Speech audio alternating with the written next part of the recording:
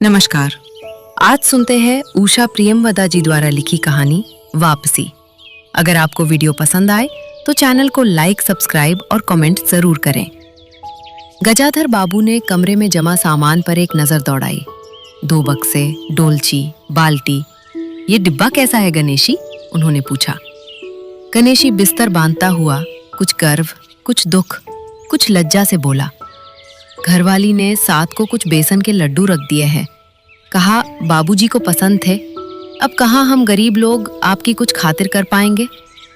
घर जाने की खुशी में भी गजाधर बाबू ने एक विषाद का अनुभव किया। जैसे एक परिचित, स्नेह, आदरमय, सहज संसार से उनका नाता टूट रहा था। कभी कभी हम लोगों की भी खबर लेते रहिएगा, गणेशी बिस्तर में रस्सी बांधते हुआ बोला। कभी कुछ जरूरत हो तो लिखना गणेशी, इस अगहन तक बिटिया की शादी कर दो। गणेशी ने अंगोछे के छोर से आंखें पोंछी। अब आप लोग सहारा ना देंगे तो कौन देगा? आप यहाँ रहते तो शादी में कुछ हौसला रहता। गजाधर बाबू चलने को तैयार बैठे थे। रेलवे क्वार्टर का वो कमरा जिसमें उन्होंने कितने वर्ष बिताए थे, उनका सामान हट जाने से कुरूप और नग्न लग रहा था। आंगन में रोपे पौधे भी जान पहचान के लोग ले गए थे और जगह जगह मिट्टी बिखरी हुई थी। पर पत्नी, बाल बच्चों के साथ रहने की कल्पना में ये बिछोह एक दुर्बल लहर की तरह उठकर विलीन हो गया। गजाधर बाबू खुश थे, बहुत खुश। 35 साल की नौकरी के बाद वो रिटायर होकर जा रहे थे। इन वर्षों में अधिकांश समय उन्होंने अकेले रहकर काटा था। उन अकेले क्षणों में उन्होंने इसी समय की कल्पना की थी जब वो अपने परिवार के साथ रह सकेंगे। इसी आशा के सहारे वो अपने अभाव का बोझ ढो रहे थे। संसार की दृष्टि से उनका जीवन सफल कहा जा सकता था। उन्होंने शहर में एक मकान बनवा लिया था। बड़े लड़के अमर और लड़की कांति की शादियां कर दी थी। 2 बच्चे ऊंची कक्षाओं में पढ़ रहे थे। गजाधर बाबू नौकरी के कारण प्रायः छोटे स्टेशनों पर रहे और उनके बच्चे तथा पत्नी शहर में, जिससे पढ़ाई में बाधा ना हो। गजाधर बाबू स्वभाव से बहुत स्नेही व्यक्ति थे और स्नेह के आकांक्षी भी। जब परिवार साथ था, ड्यूटी से लौटकर बच्चों से हंसते खेलते, पत्नी से कुछ मनोविनोद करते, उन सब के चले जाने से उनके जीवन में गहन सूनापन भर उठा। खाली क्षणों में उनसे घर में टिका न जाता। कभी प्रकृति के न होने पर भी उन्हें पत्नी की स्नेहपूर्ण बातें याद आती रहती। दोपहर में गर्मी होने पर भी 2 बजे तक आग जलाए रहती और मना करने पर भी थोड़ा सा कुछ और थाली में परोस देती और बड़े प्यार से आग्रह करती। जब वो थके हारे बाहर से आते तो उनकी आहट पा वो रसोई के द्वार पर निकल आती और उनकी सलज आंखें मुस्कुरा उठती। गजाधर बाबू को तब हर छोटी बात भी याद आती और उदास हो उठते। अब कितने वर्षों बाद वो अवसर आया था जब वो फिर उसी स्नेह और आदर के मध्य रहने जा रहे थे। टोपी उतारकर गजाधर बाबू ने चारपाई पर रख दी। जूते खोलकर नीचे खिसका दिए। अंदर से रह रहकर कहकहों की आवाज आ रही थी। इतवार का दिन था और उनके सब बच्चे इकट्ठे होकर नाश्ता कर रहे थे। गजाधर बाबू के सूखे होठों पर स्निग्ध मुस्कान आ गई। उसी तरह मुस्कुराते हुए वो बिना खांसे अंदर चले आए। उन्होंने देखा कि नरेंद्र कमर पर हाथ रखे शायद रात की फिल्म में देखे गए किसी नृत्य की नकल कर रहा था और बसंती हंस हंसकर दूहरी हो रही थी।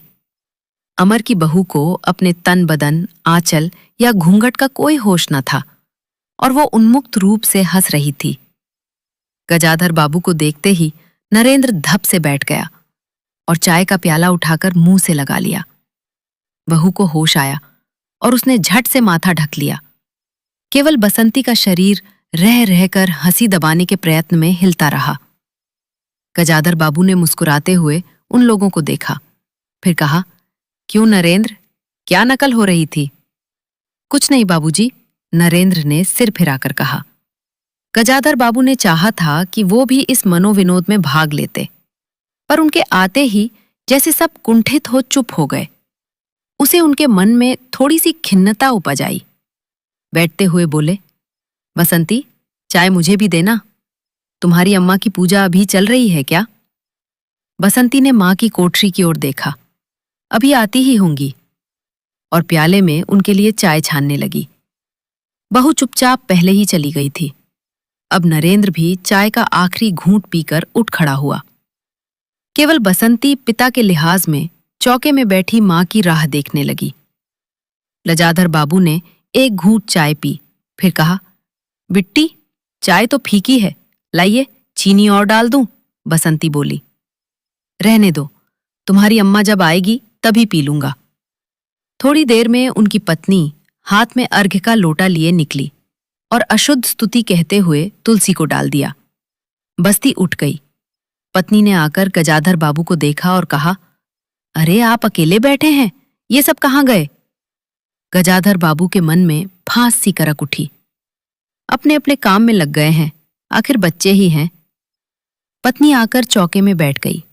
उन्होंने नाक भौं चढ़ाकर चारों ओर जूठे बर्तनों को देखा, फिर कहा, सारे में जूठे बर्तन पड़े हैं। इस घर में धर्म कर्म कुछ है नहीं, पूजा करके सीधे चौके में घुसो। फिर उन्होंने नौकर को पुकारा।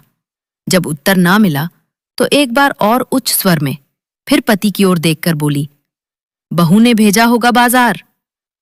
और एक लंबी सांस लेकर चुप हो रही। गजाधर बाबू बैठकर चाय और नाश्ते का इंतजार करते रहे। उन्हें अचानक गणेशी की याद आ गई। रोज सुबह पैसेंजर आने से पहले ये गरम गरम पूरियां और जलेबियां और चाय लाकर रख देता था। चाय भी कितनी बढ़िया, कांच के गिलास में ऊपर तक भरी लबालब, पूरे 2.5 चम्मच चीनी और गाढ़ी मलाई। पैसेंजर भले ही रानीपुर लेट पहुंचे, गणेशी ने चाय पहुंचाने में कभी देर नहीं की। क्या मजाल कि कभी उससे कुछ कहना पड़े। पत्नी का शिकायत भरा स्वर सुन उनके विचारों में व्याघात पहुंचा। वो कह रही थी, सारा दिन इसी खिचखिच में निकल जाता है। इस गृहस्थी का धंधा पीटते पीटते उम्र बीत गई, कोई जरा हाथ भी नहीं बटाता। बहू क्या किया करती हैं? गजाधर बाबू ने पूछा। पड़ी रहती है। बसंती को तो फिर कहो कि कॉलेज जाना होता है। गजाधर बाबू ने जोश में आकर बसंती को आवाज दी। बसंती भाभी के कमरे से निकली तो गजाधर बाबू ने कहा, बसंती, आज से शाम का खाना बनाने की जिम्मेदारी तुम पर है। सुबह का भोजन तुम्हारी भाभी बनाएगी। बसंती मुंह लटकाकर बोली, बाबूजी, पढ़ना भी तो होता है। गजाधर बाबू ने प्यार से समझाया, तुम सुबह पढ़ लिया करो। तुम्हारी मां बूढ़ी हुई, अब वो शक्ति नहीं बची है। तुम हो, तुम्हारी भाभी हैं, दोनों को मिलकर काम में हाथ बटाना चाहिए। बसंती चुप रह गई। उसके जाने के बाद उसकी मां ने धीरे से कहा, पढ़ने का तो बहाना है, कभी जी ही नहीं लगता, लगे कैसे? शीला से ही फुर्सत नहीं। बड़े बड़े लड़के हैं उस घर में, हर वक्त वहां घुसा रहना मुझे नहीं सुहाता। मना करूं तो सुनती नहीं। नाश्ता कर गजाधर बाबू बैठक में चले गए। घर लौटा था और ऐसी व्यवस्था हो चुकी थी कि उसमें गजाधर बाबू के रहने के लिए कोई स्थान न बचा था। जैसे किसी मेहमान के लिए कुछ अस्थायी प्रबंध कर दिया जाता है, उसी प्रकार बैठक में कुर्सियों को दीवार से सटाकर बीच में गजाधर बाबू के लिए पतली सी चारपाई डाल दी गई थी। गजाधर बाबू उस कमरे में पड़े पड़े कभी कभी अनायास ही इस अस्थायित्व का अनुभव करने लगते। उन्हें याद आती उन रेलगाड़ियों की जो आती और थोड़ी देर रुककर किसी और लक्ष्य की ओर चली जाती। घर छोटा होने के कारण बैठक में ही अब अपना प्रबंध किया था। उनकी पत्नी के पास अंदर एक छोटा कमरा अवश्य था, पर वो एक ओर अचारों के मर्तबान, दाल चावल के कनस्तर और घी के डिब्बों से घिरा था। दूसरी ओर पुरानी रजाइयां दरियों में लिपटी और रस्सी से बांध रखी थी। उनके पास एक बड़े से टीन के बक्स में घर भर के गरम कपड़े थे। बीच में एक अलगनी बंधी हुई थी, जिस पर प्रायः बसंती के कपड़े लापरवाही से पड़े रहते थे। वो भरसक उस कमरे में नहीं जाते थे। घर का दूसरा कमरा अमर और उसकी बहू के पास था, तीसरा कमरा जो सामने की ओर था। गजाधर बाबू के आने से पहले उसमें अमर के ससुराल से आया बेंत का 3 कुर्सियों का सेट पड़ा था। कुर्सियों पर नीली गद्दियां और बहू के हाथों के कढ़े कुशन थे। जब कभी उनकी पत्नी को कोई लंबी शिकायता करनी होती तो अपनी चटाई बैठक में डाल पड़ जाती थी। वो एक दिन चटाई लेकर आ गई। गजाधर बाबू ने घर गृहस्थी की बातें छेड़ी। वो घर का रवैया देख रहे थे। बहुत हल्के से उन्होंने कहा कि अब हाथ में पैसा कम रहेगा, कुछ खर्चा कम करना चाहिए। सभी खर्च तो वाजिब वाजिब है, न मन का पहना न ओढ़ा। गजाधर बाबू ने आहत विस्मित दृष्टि से पत्नी को देखा। उनसे अपनी हैसियत छिपी न थी। उनकी पत्नी तंगी का अनुभव कर उसका उल्लेख करती, ये स्वाभाविक था, लेकिन उनमें सहानुभूति का पूर्ण अभाव गजाधर बाबू को बहुत खटका। उनसे यदि राय बात की जाती कि प्रबंध कैसे हो, तो उन्हें चिंता कम, संतोष अधिक होता, लेकिन उनसे तो केवल शिकायत की जाती थी, जैसे परिवार की सब परेशानियों के लिए वही जिम्मेदार थे। उन्होंने मन में निश्चय कर लिया कि बसंती की शादी जल्दी ही कर देनी है। उस दिन के बाद बसंती पिता से बची बची रहने लगी। जाना हो तो पिछवाड़े से जाती। गजाधर बाबू ने 2-1 बार पत्नी से पूछा तो उत्तर मिला, रूठी हुई हैं। गजाधर बाबू को और रोष हुआ। लड़की के इतने मिजाज, जाने को रोक दिया तो पिता से बोलेगी नहीं। फिर उनकी पत्नी ने ही सूचना दी कि अमर अलग होने की सोच रहा है। क्यों? गजाधर बाबू ने चकित होकर पूछा। पत्नी ने साफ साफ उत्तर नहीं दिया। अमर और उसकी बहू की शिकायतें बहुत थी। उनका कहना था कि गजाधर बाबू हमेशा बैठक में ही पड़े रहते हैं, कोई आने जाने वाला हो तो कहीं बिठाने की जगह नहीं। अमर को अब भी वो छोटा सा समझते थे और मौके बेमौके टोक देते थे। बहू को काम करना पड़ता था और सास जब तब फूहरपन पर ताने देती रहती थी। हमारे आने के पहले भी कभी ऐसी बात हुई थी? गजाधर बाबू ने पूछा। पत्नी ने सिर हिलाकर जताया कि नहीं। पहले अमर घर का मालिक बनकर रहता था, बहू को कोई रोक टोक न थी। अमर के दोस्तों का प्रायः यहीं अड्डा जमा रहता था और अंदर से चाय नाश्ता तैयार होकर जाता था। बसंती को भी वही अच्छा लगता था।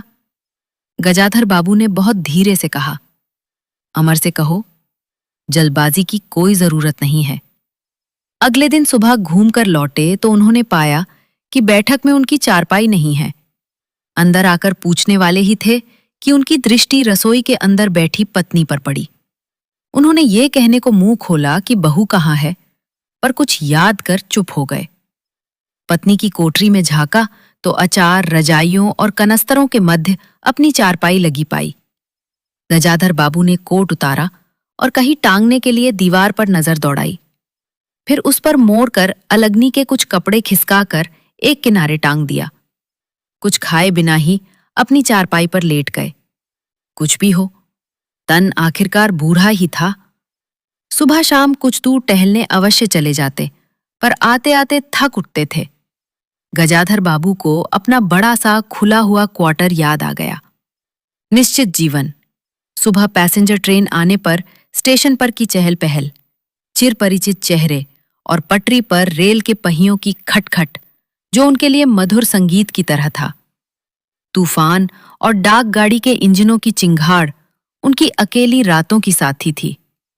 सेठ रामजीमल की मिल के कुछ लोग कभी कभी पास आ बैठते, वो उनका दायरा था, वही उनके साथी। वो जीवन अब उन्हें खोई विधि सा प्रतीत हुआ। उन्हें लगा कि वो जिंदगी द्वारा ठगे गए हैं। उन्होंने जो कुछ चाहा उसमें से उन्हें एक बूंद भी न मिली। लेटे हुए वो घर के अंदर से आते विविध स्वरों को सुनते रहे। बहू और सास की छोटी सी झड़प, बाल्टी पर खुले नल की आवाज, रसोई के बर्तनों की खटपट और उसी में गौरैयों का वार्तालाप। और अचानक ही उन्होंने निश्चय कर लिया कि अब घर की किसी बात में दखल न देंगे। यदि गृहस्वामी के लिए पूरे घर में एक चारपाई की जगह यहीं है तो यहीं पड़े रहेंगे। अगर कहीं और डाल दी गई तो वहां चले जाएंगे। यदि बच्चों के जीवन में उनके लिए कहीं स्थान नहीं तो अपने ही घर में परदेसी की तरह पड़े रहेंगे। और उस दिन के बाद सचमुच गजाधर बाबू कुछ नहीं बोले। नरेंद्र मांगने आया तो उसे बिना कारण पूछे रुपए दे दिए। बसंती काफी अंधेरा हो जाने के बाद भी पड़ोस में रही तो भी उन्होंने कुछ नहीं कहा। पर उन्हें सबसे बड़ा गम ये था कि उनकी पत्नी ने भी उनमें कुछ परिवर्तन लक्ष्य नहीं किया। वो मन ही मन कितना भार ढो रहे हैं, इससे वो अनजान बनी रहीं। बल्कि उन्हें पति के घर के मामले में हस्तक्षेप न करने के कारण शांति ही थी। कभी कभी कह भी उठती, ठीक ही है, आप बीच में ना पड़ा कीजिए, बच्चे बड़े हो गए हैं। हमारा जो कर्तव्य था कर रहे हैं, पढ़ा रहे हैं, शादी कर देंगे। गजाधर बाबू ने आहत दृष्टि से पत्नी को देखा। उन्होंने अनुभव किया कि वो पत्नी व बच्चों के लिए केवल धनोपार्जन के निमित्त मात्र हैं। जिस व्यक्ति के अस्तित्व से पत्नी मांग में सिंदूर डालने की अधिकारी हैं, समाज में उसकी प्रतिष्ठा है, उसके सामने वो 2 वक्त का भोजन की थाली रख देने से सारे कर्तव्यों से छुट्टी पा जाती हैं। वो घी और चीनी के डब्बों में इतना रमी हुई हैं कि अब वही उनकी संपूर्ण दुनिया बन गई है। गजाधर बाबू उनके जीवन के केंद्र नहीं हो सकते। उन्हें तो अब बेटी की शादी के लिए भी उत्साह बुझ गया। किसी बात में हस्तक्षेप न करने के निश्चय के बाद भी उनका अस्तित्व उस वातावरण का एक भाग न बन सका। उनकी उपस्थिति उस घर में ऐसी असंगत लगने लगी थी जैसे सजी हुई बैठक में उनकी चारपाई थी। उनकी सारी खुशी एक गहरी उदासीनता में डूब गई।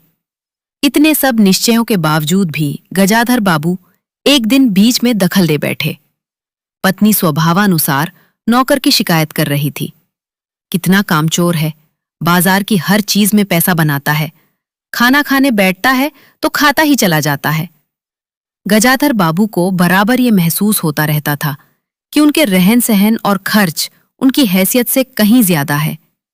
पत्नी की बात सुनकर लगा कि नौकर का खर्च बिल्कुल बेकार है। छोटा मोटा काम है, घर में 3 मर्द हैं, कोई न कोई कर ही देगा। उन्होंने उसी दिन नौकर का हिसाब कर दिया। अमर दफ्तर से आया तो नौकर को पुकारने लगा। अमर की बहू बोली, बाबूजी ने नौकर छुड़ा दिया है। क्यों? कहते हैं खर्च बहुत है। ये वार्तालाप बहुत सीधा सा था, पर जिस टोन में बहू बोली, गजाधर बाबू को खटक गया। उस दिन जी भारी होने के कारण गजाधर बाबू टहलने नहीं गए थे। आलस में उठकर बत्ती भी नहीं जलाई। इस बात से बेखबर नरेंद्र मां से कहने लगा, अम्मा, तुम बाबूजी से कहती क्यों नहीं? बैठे बिठाए कुछ नहीं तो नौकर ही छुड़ा दिया।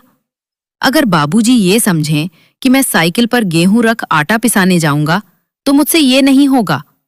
हाँ अम्मा, बसंती का स्वर था, मैं कॉलेज भी जाऊं और लौट कर घर में झाड़ू भी लगाऊं, ये मेरे बस की बात नहीं है। बूढ़े आदमी हैं, अमर भुनभुनाया, चुपचाप पड़े रहें, हर चीज में दखल क्यों देते हैं? पत्नी ने बड़े व्यंग से कहा, और कुछ नहीं सूझा तो तुम्हारी बहू को ही चौके में भेज दिया। वो गई तो 15 दिन का राशन 5 दिन में बनाकर रख दिया। बहू कुछ कहे इससे पहले वो चौके में घुस गई। कुछ देर में अपनी कोठरी में आई और बिजली जलाई तो गजाधर बाबू को लेटे देख बड़ी सिटपिटाई। गजाधर बाबू की मुख मुद्रा से वो उनके भावों का अनुमान न लगा सकी। वो चुप, आंखें बंद किए लेटे रहे। गजाधर बाबू चिट्ठी हाथ में लिए अंदर आए और पत्नी को पुकारा। वो भीगे हाथ लिए निकली और आंचल से पोंछती हुई पास आ खड़ी हुई। गजाधर बाबू ने बिना किसी भूमिका के कहा, मुझे सेठ रामजीमल की चीनी मिल में नौकरी मिल रही है। खाली बैठे तो 4 पैसे घर में आए, वहीं अच्छा है। उन्होंने तो पहले ही कहा था, मैंने मना कर दिया था। फिर कुछ रुककर जैसी बुझी हुई आग में एक चिंगारी चमक उठे, उन्होंने धीमे स्वर में कहा, मैंने सोचा था बरसों तुम सबसे अलग रहने के बाद अवकाश पाकर परिवार के साथ रहूंगा। खैर, परसों जाना है, तुम भी चलोगी? मैं? पत्नी ने सक पकाकर कहा, मैं चलूंगी तो यहां क्या होगा? इतनी बड़ी गृहस्थी, फिर सयानी लड़की। बात बीच में काटकर गजाधर बाबू ने हताश स्वर में कहा, ठीक है, तुम यहीं रहो, मैंने तो ऐसे ही कहा था, और गहरे मौन में डूब गए। नरेंद्र ने बड़ी तत्परता से बिस्तर बांधा और रिक्शा बुला लाया। गजाधर बाबू का टीन का बक्स और पतला सा बिस्तर उस पर रख दिया गया। नाश्ते के लिए लड्डू और मठरी की डलिया हाथ में लिए गजाधर बाबू रिक्शे में बैठ गए। एक दृष्टि उन्होंने अपने परिवार पर डाली और फिर दूसरी ओर देखने लगे और रिक्शा चल पड़ा। उनके जाने के बाद सब अंदर लौट आए। बहू ने अमर से पूछा, सिनेमा चलिएगा ना? बसंती ने उछलकर कहा, भैया हमें भी। बसंती ने उछलकर कहा, भैया हमें भी। गजाधर बाबू की पत्नी सीधे चौके में चली गई। बची हुई मठरियों को कटोरदान में रखकर अपने कमरे में लाई और कनस्तरों के पास रख दिया। फिर बाहर आकर कहा, अरे नरेंद्र, बाबूजी की चारपाई कमरे से निकाल दे, उसमें चलने तक को जगह नहीं है। तो ये थी उषा प्रियंवदा जी की लिखी कहानी वापसी। सुनने के लिए आप सभी का धन्यवाद।